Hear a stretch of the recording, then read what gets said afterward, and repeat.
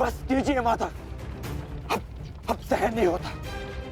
सहना है भी नहीं पार्थ।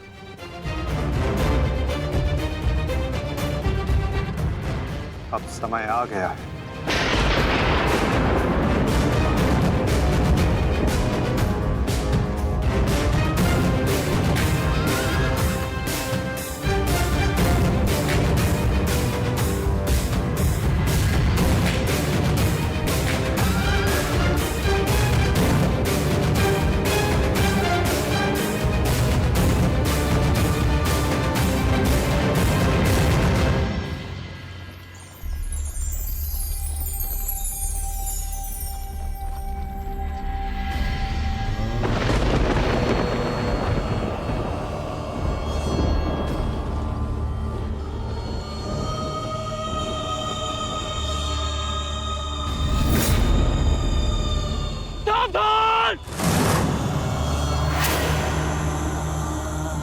किस प्रकार तुमने कीचड़ में फंसे हुए मेरे असहाय बछड़े को मारा है, उसी प्रकार तुम भी एक दिन पृथ्वी पे असहाय गिरे रहोगे।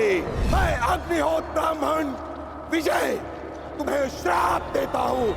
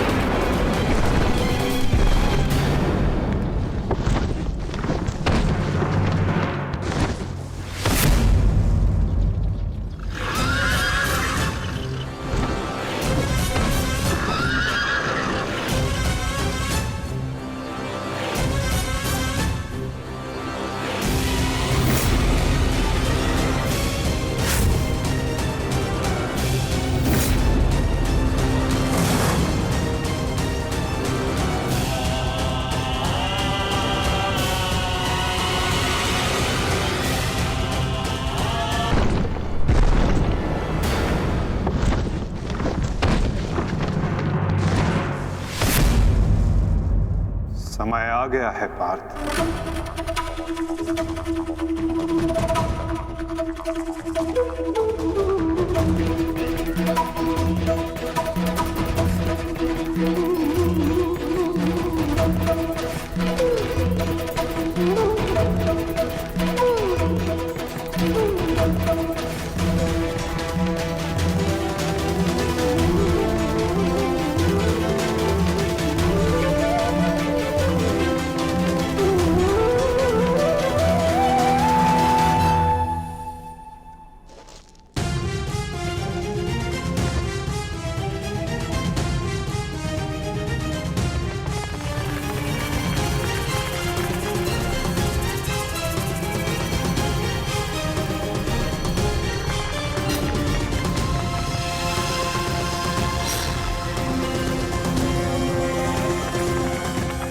राज, चक्र निकालने में मेरी सहायता कीजिए।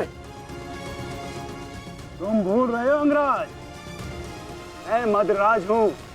ये राज्य मुझे जन्म और प्रताप से मिला है, किसी के दान से नहीं।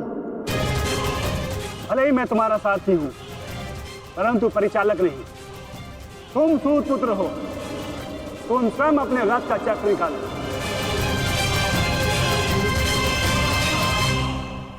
समझ आया महारथी सूत पुत्र?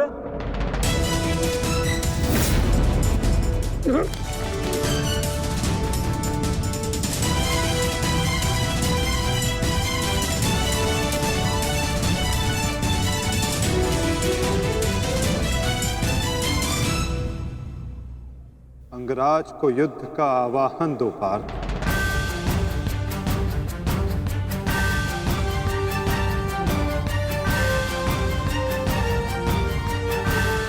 परंतु माधव, वो अभी वीरत है, शस्त्रहीन है। तुमने मुझे वचन दिया है पार्थ कि तुम अपने सारथी की हर आज्ञा का पालन करोगे।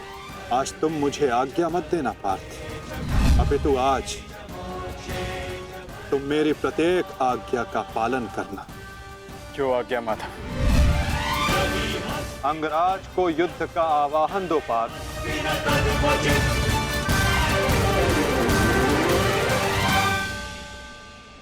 अंगराज, मैं तुम्हें युद्ध के लिए आह्वान करता हूं।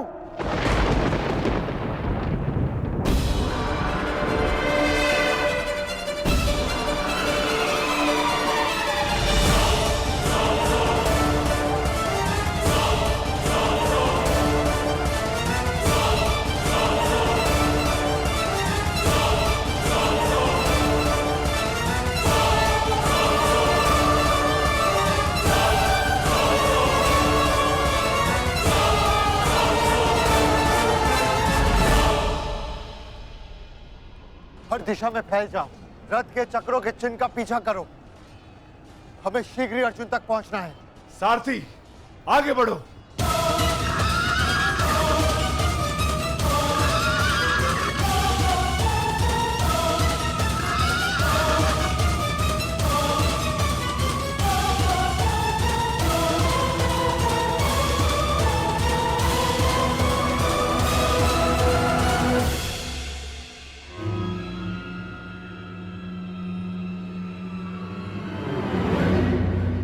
ये कैसी नीति है माधव? इस समय अर्जुन रथ पर है और मैं रथ विहीन। ये नीति नहीं है। नीति तो ये भी नहीं अंगराज कि एक भागते हुए योद्धा पर प्रहार किया जाए, उसे युद्ध के लिए ललकारा जाए, जो तुमने किया।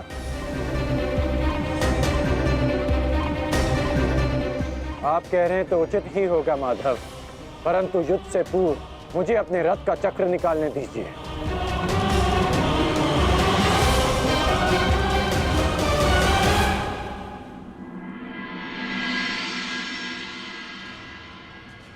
अर्जुन कहाँ है?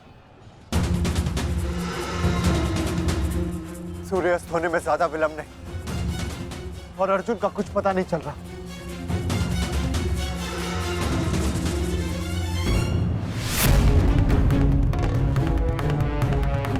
माधव रथ को उस ओर ले गए थे, हमें उस तरफ चलना चाहिए। सारथी, आगे बढ़ो। सारथी, शीघ्रता करो, उस ओर चलो।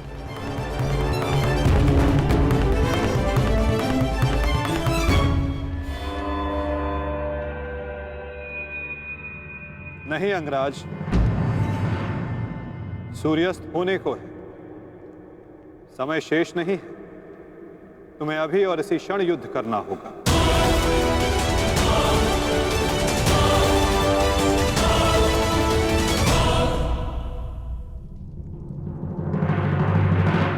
आपने हमारे ज्येष्ठ का सत्य हमसे क्यों छुपाए रखा? बताइए माता।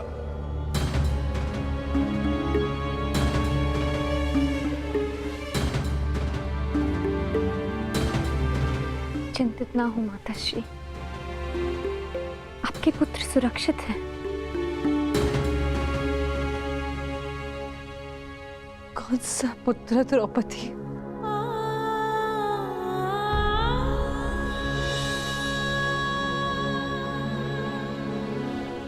तुम भी एक माता हो यज्ञसेनी, यदि तुम्हें ये विकल्प दिया जाए कि तुम्हारा एक पुत्र जीवित होगा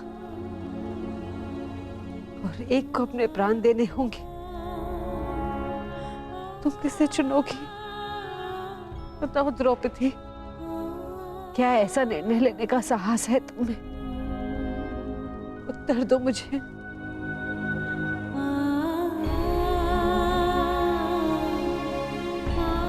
अपनी किशोरावस्था में की गई भूल के कारण मुझे अपना समस्त जीवन इस रहस्य के साथ व्यतीत करना पड़ा। मैं अपनी इस भूल का पश्चाताप अपने पूरे जीवन में नहीं कर पाऊंगी।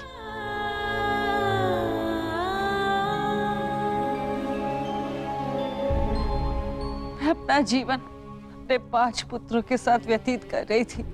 एक माँ होने का पूरा कर्तव्य निभाया मैंने, किंतु मेरा एक पुत्र जिसे ना पिता का नाम मिला ना माता का स्नेह, वो अपने समस्त जीवन में एक पुत्र होने के समस्त सुखों से वंचित रहा।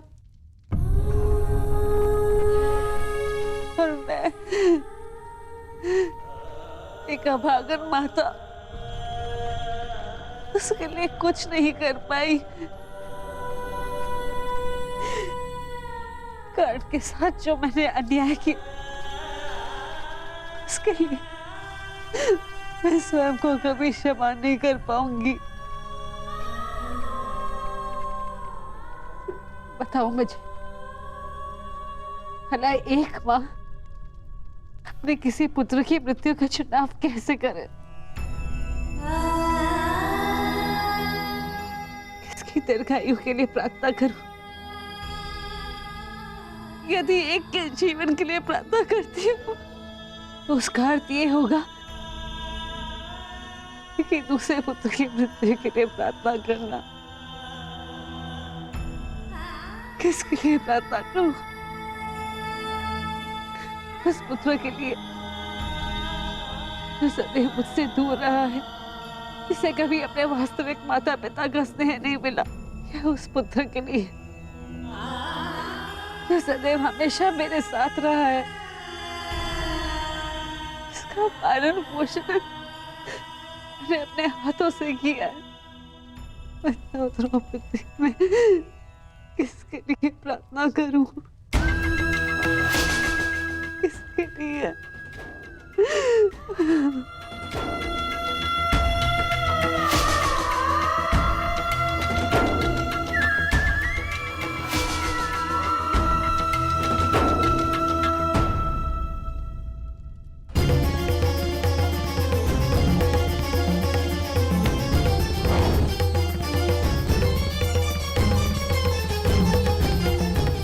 मित्र दुर्योधन, उधर देखो।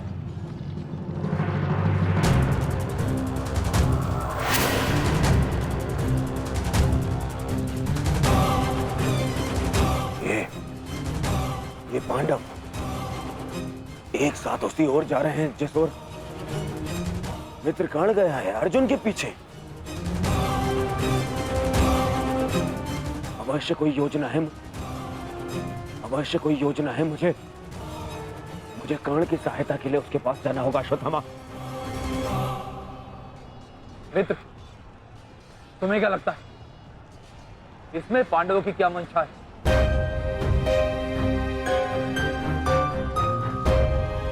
पता नहीं मित्र, परंतु मेरा हृदय कह रहा है कि कर्ण किसी संकट में है। मुझे जाना होगा। सारथी, चलो। आज जो हो रहा है वो तुम्हें अनीति लग रही है कर्ण? स्मरण करो जो तुम सबने मेरे पुत्र अभिमन्यु के साथ किया, क्या वो नीति थी? क्या वो धर्म था? उस निहत्थे पर तुम सबने निर्दयता से प्रहार किए। उसकी मृत्यु को कठिन बनाकर तुम सबने मनोरंजन किया। वीरथ और शस्त्रहीन अभिमन्यु भी था कर्ण। क्या तुम सबने उसके साथ न्याय किया? यदि वो अनीति नहीं थी तो भला ये अनीति कैसे हो सकती है कर्ण? परंतु मैं अभिमन्यु का पिता हूं। मैं तुम्हें एक घड़ी का समय देता हूं कर्ण। सज्ज हो जाओ।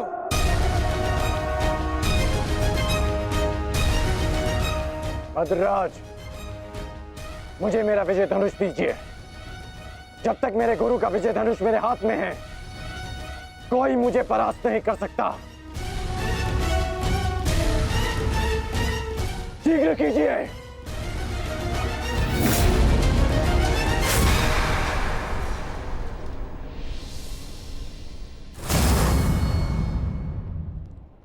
सोच क्या रहे हैं मद्रराज? क्या एक सारथी की भांति आप आज्ञा का पालन करेंगे, या नकुल और सहदेव के मामा होने के नाते विश्वासघात?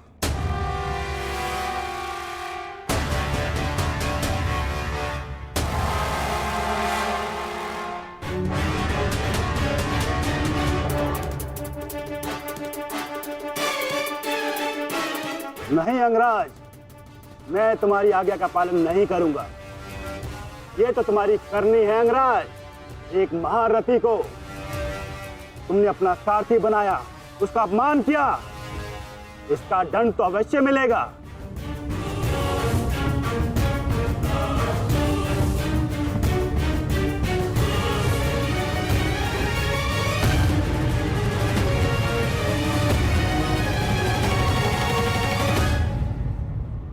मैं अपने रथ का चक्र निकाल रहा हूं।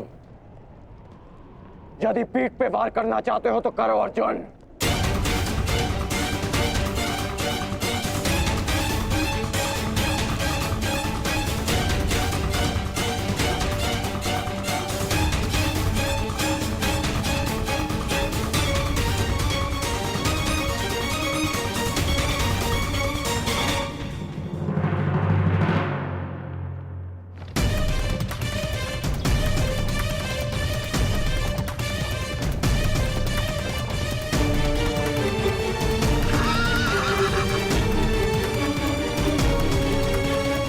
सारथी, उसको पांडवों का रथ उसी ओर जाना। चलो।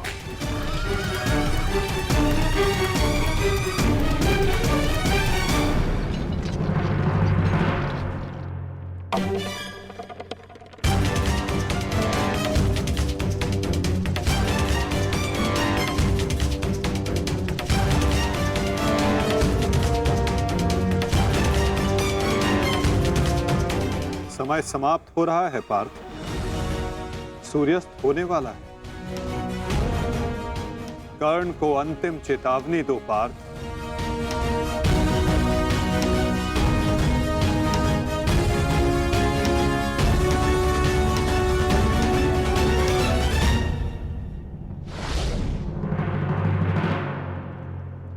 मैं तुम्हें अंतिम चेतावनी देता हूं कर्ण, युद्ध के लिए सज्ज हो जाओ।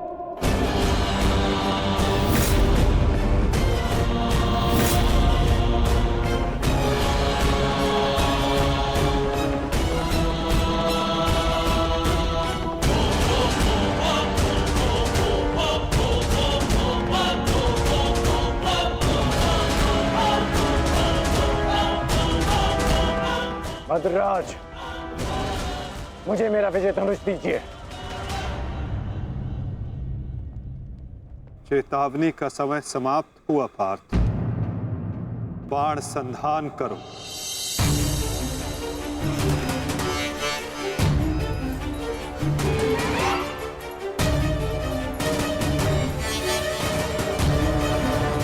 प्रहार कीजिए अंगराज। मैं निशस्त्र पर प्रहार नहीं करता सत्यसेन, इससे योद्धा की कायरता सिद्ध होती है। तो माधव वो निहत्था है। नहीं पार्थ, अंगराज अभी आक्रमण कर रहे हैं।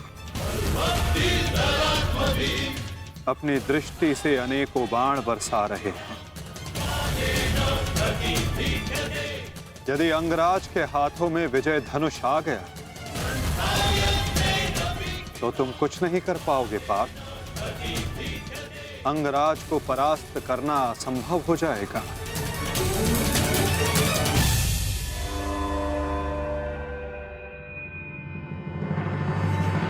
प्रहार करो पार्थ, प्रहार करो।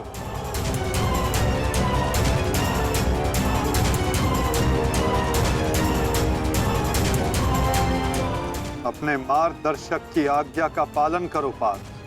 अभिमन्यु की पीड़ा को स्मरण करो।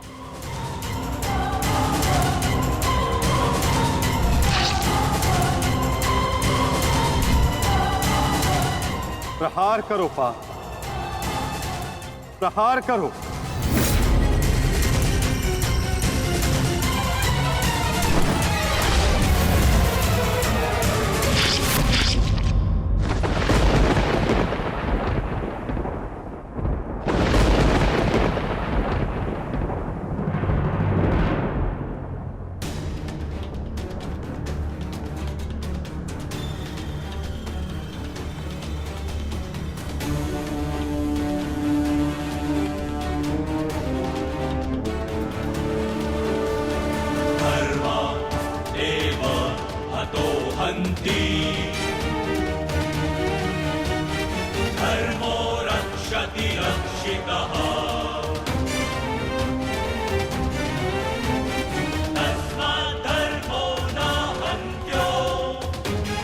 ये क्या है माधव?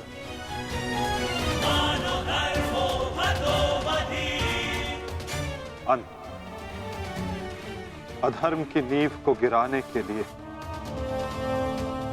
भवन के सुंदर कंगूरे का भी अंत करना पड़ता है कर्ण।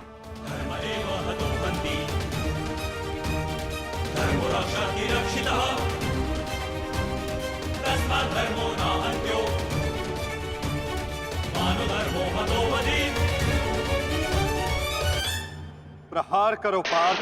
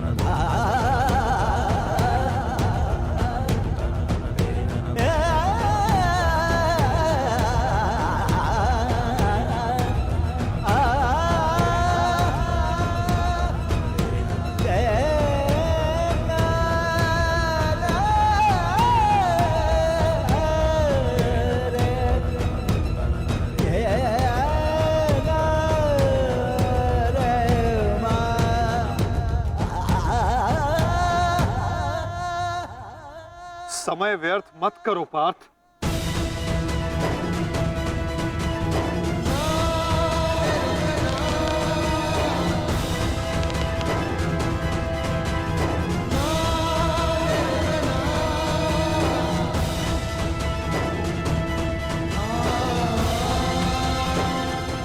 प्रहार करो।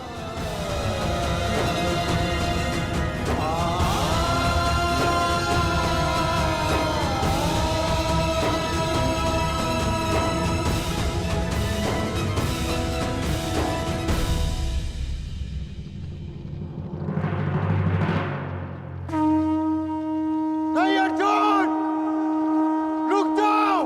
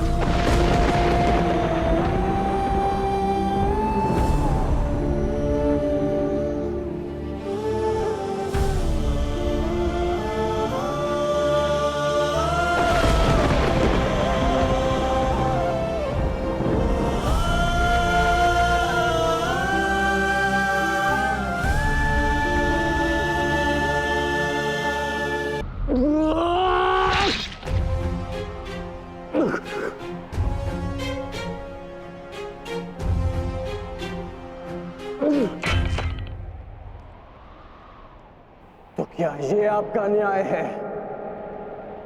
क्या इसीलिए आप मुझे मोरपंख हो जाने के लिए कह रहे थे? उत्तर दीजिए, उत्तर दीजिए, उत्तर दीजिए, उत्तर दीजिए।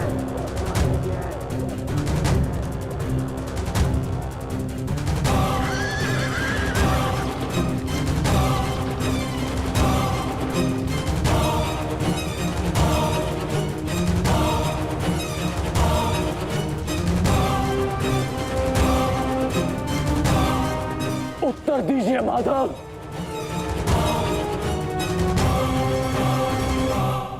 उत्तर बहुत लंबा है कर्ण, और समय बहुत कम।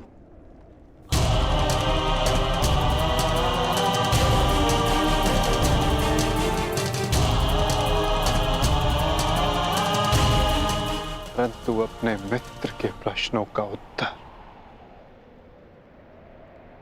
मैं अवश्य दूंगा।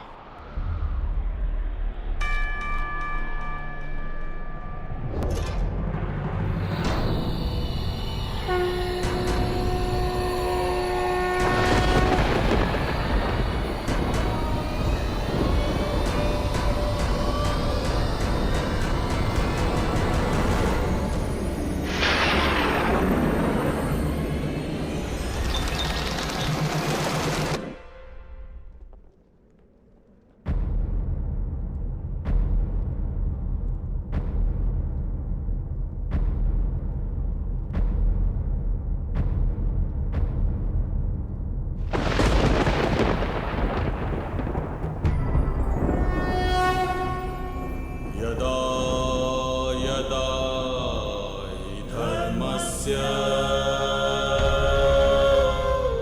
ग्लानिर्भवति भारत अभ्युत्थानम् अधर्मस्य तदात्मानं सृजाम्यहम्।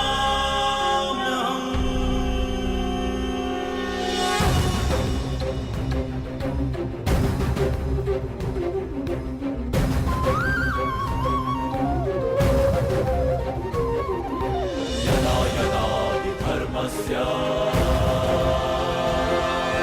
ग्लानिर्भवति भारत अभ्युत्थानम् अधर्मस्य तदात्मानं सृजाम्यहम्। कुछ प्रश्न ऐसे होते हैं मित्र, जिनके उत्तर सबके सामने नहीं दिए जाते, जो केवल आत्मा से आत्मा को मिलते हैं। अब समय थम गया है, पूछो, क्या प्रश्न है तुम्हारे मन में?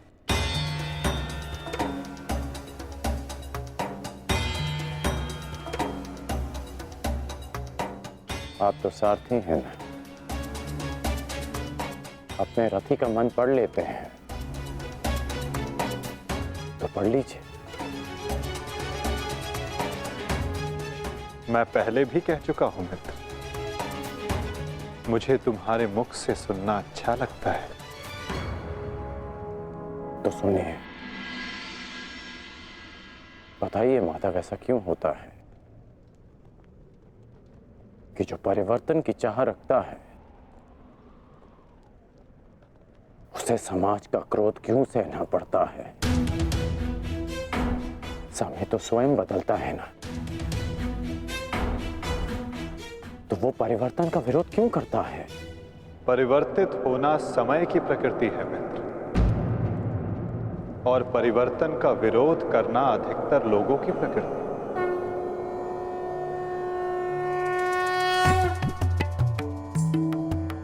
परिवर्तन के कारण मनुष्य को अस्थिर होना पड़ता है, और यही अस्थिरता मनुष्य को पीड़ा देती है मित्र।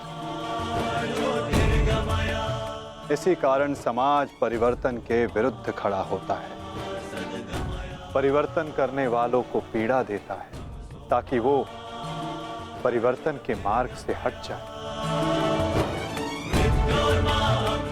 तो क्या इस विरोध के फलस्वरूप समाज को अधिकार है कि वो एक अबोध की हत्या करे? क्या दोष था मेरे भाई शौनक? यही कि उसने वेद पाठ किया, उसके लिए उसके मुख में पिघला स्वर्ण भर दिया गया।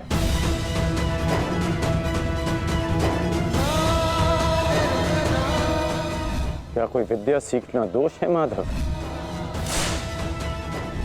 आप ही कहते हैं ना कि सबकी आत्मा एक है।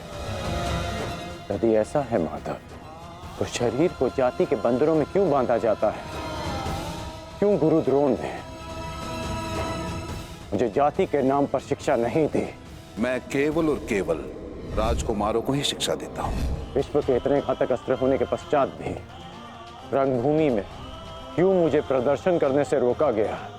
तुम्हें द्वंद्व की अनुमति कदापि नहीं मिल सकती। अर्जुन कुरुवंशी है, अर्जुन क्षत्रिय है, अर्जुन राजकुमार है और तुम केवल एक सूत पुत्र हो। सूत पुत्र। क्यों हर बार मेरे कौशल को सूत पुत्र कहकर दबा दिया जाता है?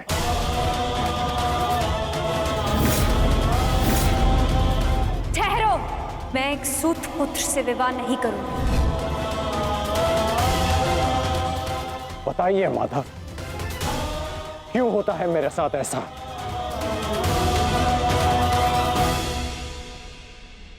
क्योंकि तुम विशेष थे कर्ण, क्योंकि भाग्य ने तुम्हें परिवर्तन के युद्ध का योद्धा चुना। और जो विशेष होते हैं उनकी परीक्षाएं भी विशेष होती हैं। जो अग्नि बुझाने का प्रयत्न करते हैं उनके हाथ भी जलते हैं मित्र। तपाया स्वर्ण को जाता है ताकि वो कुंदन बन सके, ना कि ताम्र या लौह को।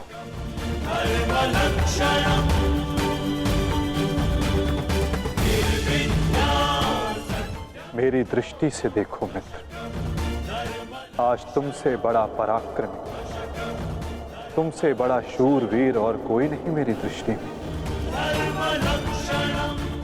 अर्जुन भी नहीं मित्र। समस्त संसार को अलौकित करेगी, संसार को आशा देगी। परंतु मेरे जीवन में आशा की किरण आप थे माधव। आप मेरी प्रेरणा थे।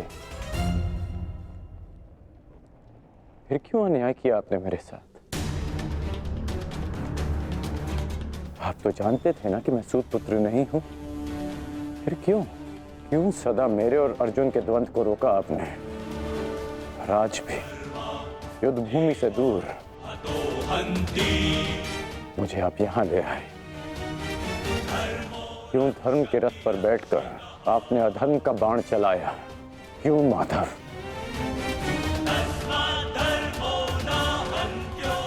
यदि आपको मेरे प्राण चाहिए थे तो सीधे कह देते माधव। मैं प्रसन्नता से अपना शीश काटकर थाली में आपको भेंट कर देता।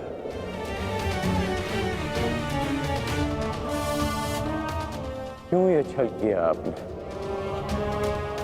जब मैं रथ विहीन था तो क्यों मुझ पर प्रहार करवाया? क्या ये धर्म स्थापना है? क्या ये आपके अवतार का उद्देश्य है? बोलिए माधव।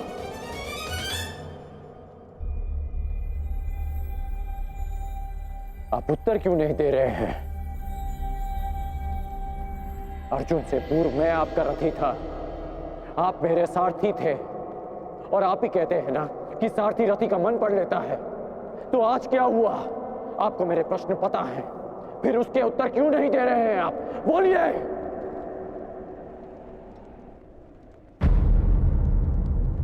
सारथी और रथी भिन्न कहाँ होते हैं राधे?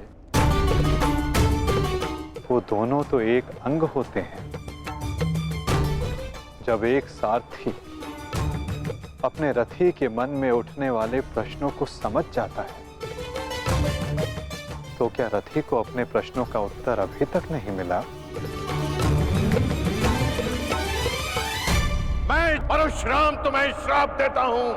जिस समय तुम्हें इन दिव्यास्त्रों की सबसे अधिक आवश्यकता होगी, उस समय तुम इसके अनुसंधान की विधि भूल जाओगे। ब्रह्मास्त्र का आवाहन भूलने पर भी तुम्हें भान नहीं हुआ मित्र कि ये सब क्या है और क्यों हुआ?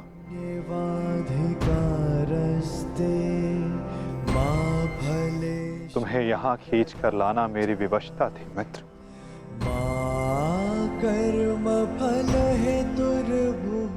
ताकि परिवर्तन के इस शरीर पर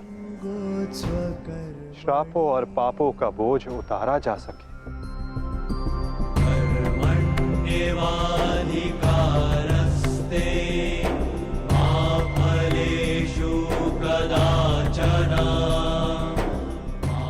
तुम्हारे रथ का चक्का पहली बार नहीं फंसा है कर्ण। स्मरण है पहली बार तुम्हारे रथ का चक्का कहां फंसा था?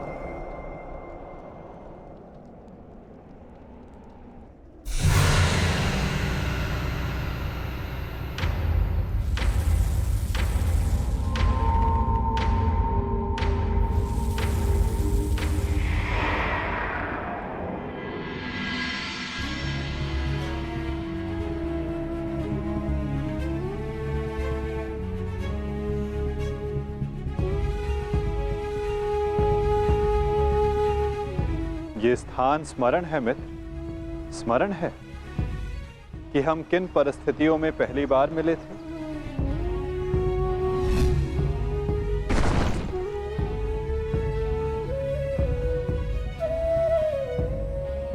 वर्तमान के कर्म भविष्य में फलदायी होते हैं अंगराज। कोई ऐसा कार्य मत करना कि भविष्य पीड़ादायी हो। कर्म मनुष्य के मार्ग चुनने से निश्चित होता है अंगराज। प्रश्न ये करना चाहिए कि मार्ग कौन सा चुना जाए, क्योंकि लक्ष्य उत्तम होने पर भी यदि मार्ग अनुचित हो तो लक्ष्य प्राप्ति असंभव है।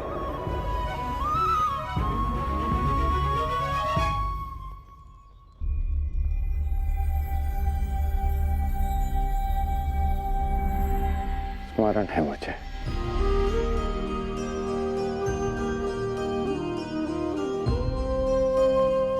मैं प्रारब्ध बदलना चाहता था मित्र, किंतु दुर्भाग्य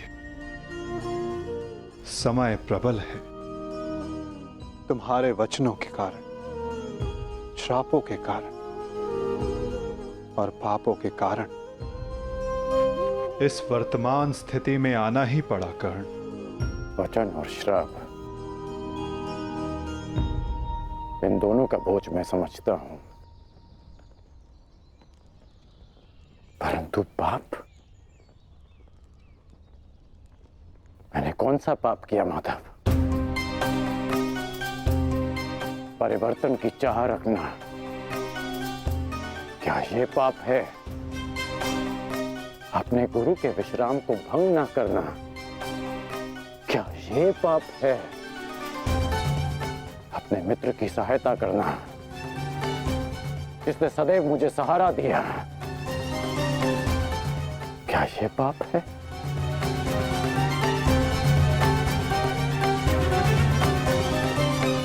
मौन क्यों हैं आप? बताइए। मौन, यही मौन तुम्हारा पाप था मित्र। तुम्हारी चुप्पी तुम्हारा अपराध था। पांचाली के वस्त्र हरण पर तुम्हारे शस्त्रों का मौन रहना अपराध था मित्र। होश में आओ दुर्योधन, तुम्हारा प्रतिशोध पूर्ण हुआ, मत करो यह अनर्थ। प्रतिशोध तो अभी आरंभ हुआ है मित्र, और अब इसके मध्य में तुम्हें भी नहीं आने दूंगा।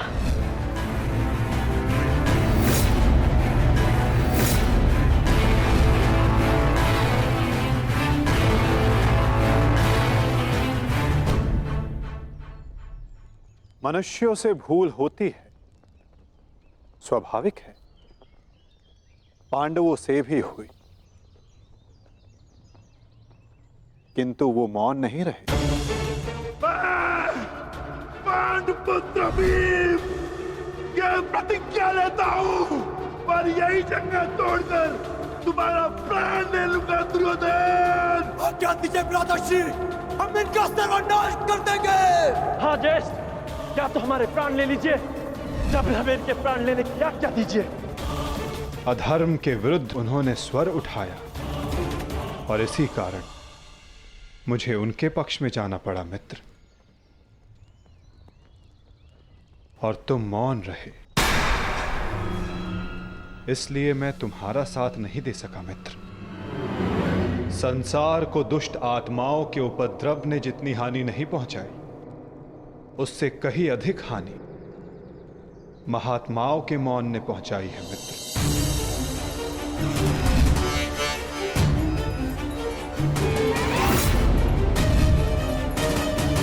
अभिमन्यु के वध पर तुम्हारा मौन पाप था मित्र।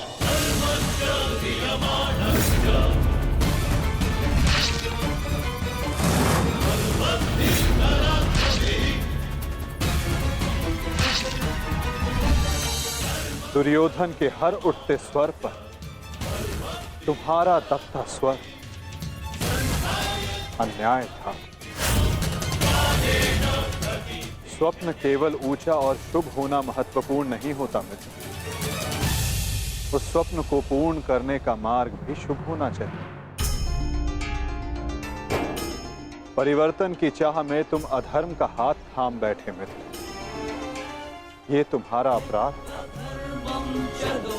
अपनी प्रतिज्ञा पूर्ण करने के लिए तुम दुर्योधन को मित्रता का वचन दे बैठे मित्र, ये तुम्हारा अपराध था।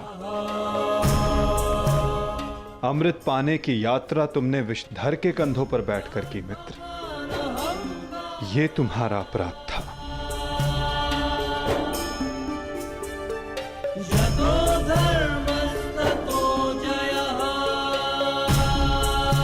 समय बहुत कम मनुष्यों को संकेत देता है कि उनका चुना गया मार्ग अनुचित है। मैंने भी तुम्हें कई बार संकेत देने का प्रयास किया मित्र, अवसर तुम्हें मिला था मित्र, कई बार मिला था, किंतु अपने वचन के कारण तुम सत्य के मार्ग पर ना आ सके मित्र, ये तुम्हारा अपराध था। अवश्य तुम थाली में सजाकर मुझे अपना सर दे देते, किंतु उनसे उन पापों का, उन श्रापों का भार कम नहीं होता मित्र, जिनको तुमने अपने कंधों पर लादा हुआ है। हम सब अपने चयनों का उत्पाद होते हैं मित्र, हमारे चयन ही हमारा प्रारब्ध निश्चित करते हैं, और आज इस पल का निश्चय तुम्हारे चयन ने किया है।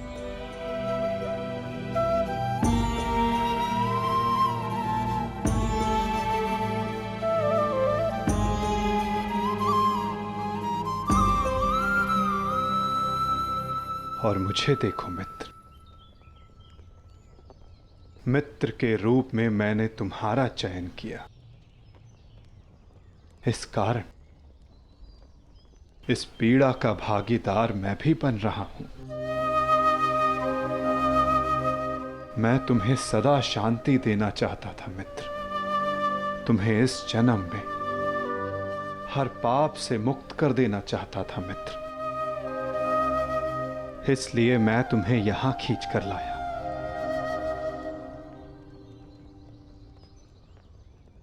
मुक्त हो जाओ मित्र, मुक्त हो जाओ कर्ण।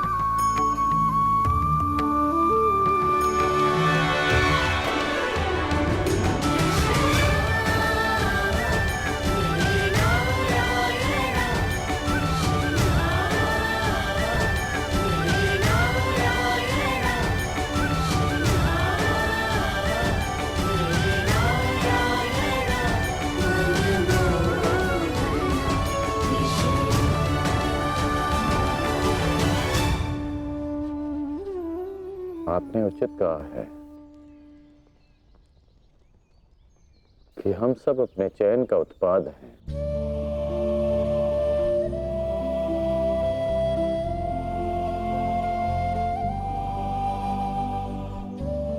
मेरा ये घाव भी मेरे चयन का परिणाम था,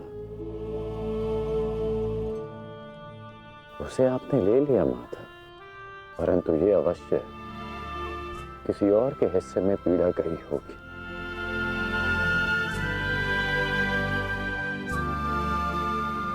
ये पीड़ा किसके हिस्से में गई होगी माता? उसे, जो नहीं चाहता कि किसी और को पीड़ा सहनी पड़े। पीड़ा को टाला नहीं जा सकता मित्र, किंतु बांटा अवश्य जा सकता है। एक मित्र ही मित्र की पीड़ा बांटता है।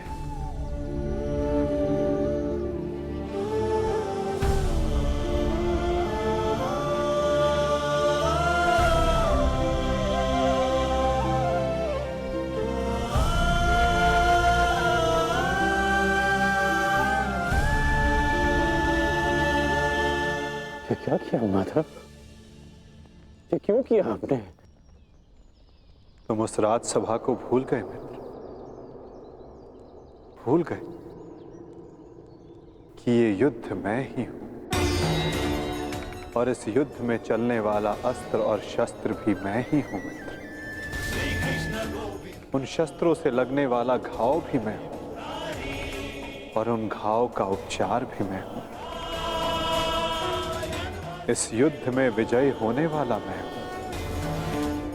और मृत्यु का आलिंगन करने वाला भी मैं ही हूं मित्र।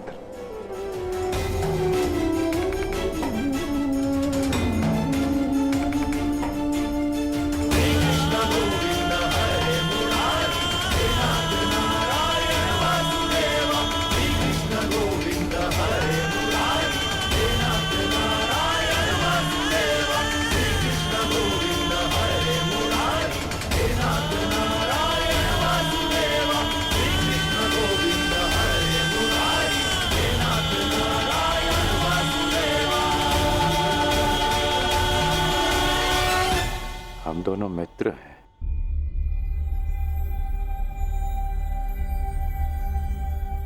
इस लोक को छोड़ने से पूर्व मैं अपनी पीड़ा अपने मित्र को नहीं दे सकता।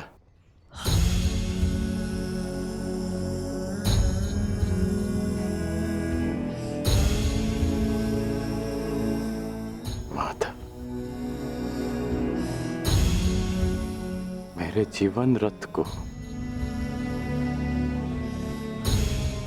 अंतिम लक्ष्य पर ले चलिए, ले चलिए माता। मैं प्रसन्न हुआ मित्र। एक समय था कि मैंने तुम्हें अपना रथी चुना था, और मैं सदा चाहता था कि तुम मुझे अपना सारथी चुनो।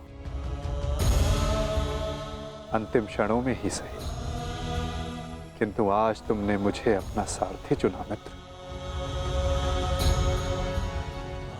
आओ मित्र, तुम्हें तुम्हारे लक्ष्य पर ले चलता हूं। सूर्यास्त होने से पूर्व तुम्हें वहां पहुंचना है और विश्राम करना है मित्र।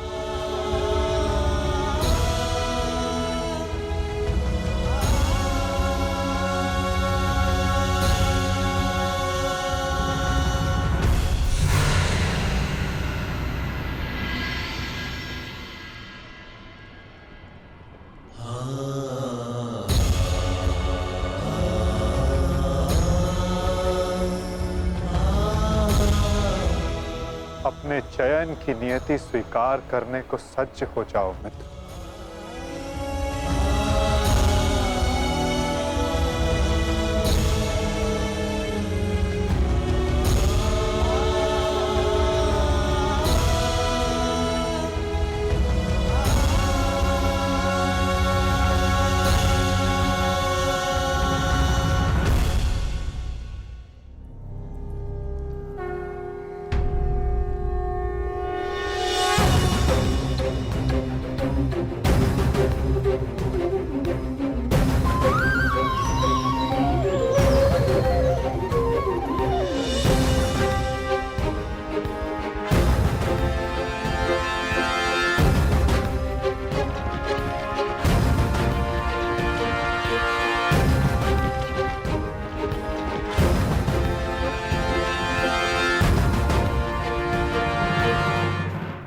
करो अंगराज को पार्थ। अंजलि का अस्त्र का प्रयोग करो।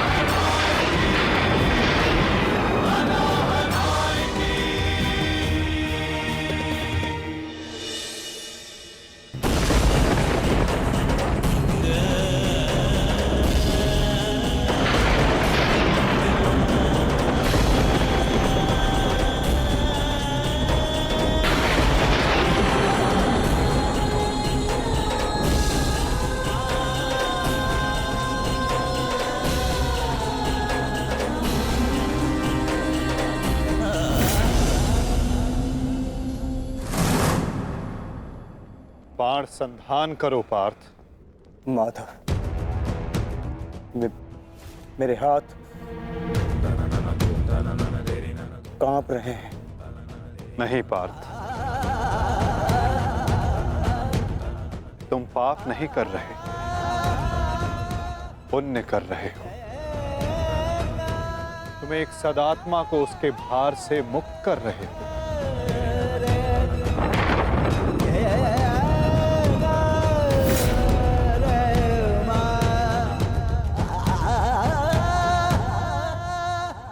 हे मृत्यु, तैयार यदि तू आने को, प्रसन्न मुखा। द्वार खुला है, तेरा स्वागत प्रसन्न मुखा।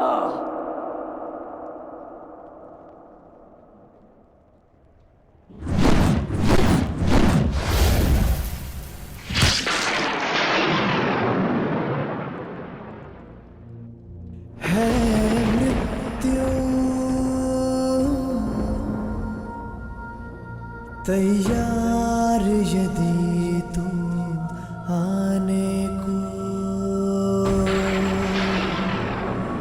प्रसन्न मुख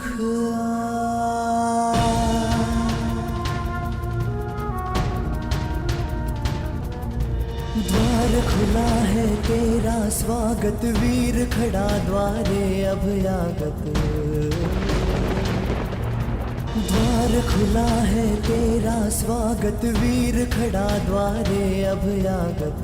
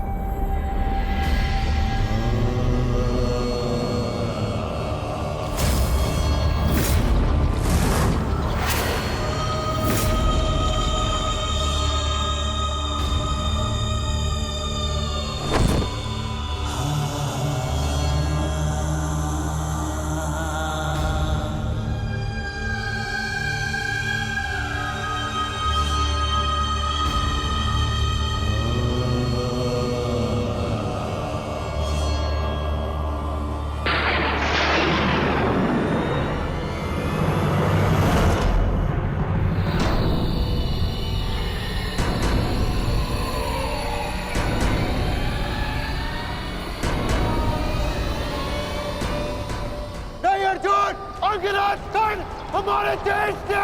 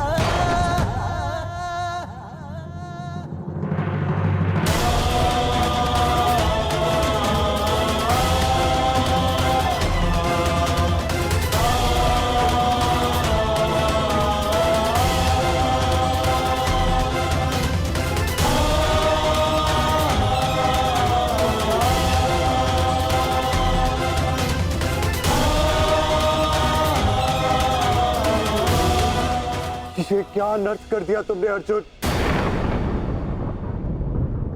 इतने वर्ष तुमने इस युद्ध को रोक कर रखा, क्या क्या कुछ और क्षण नहीं रोक सकते थे?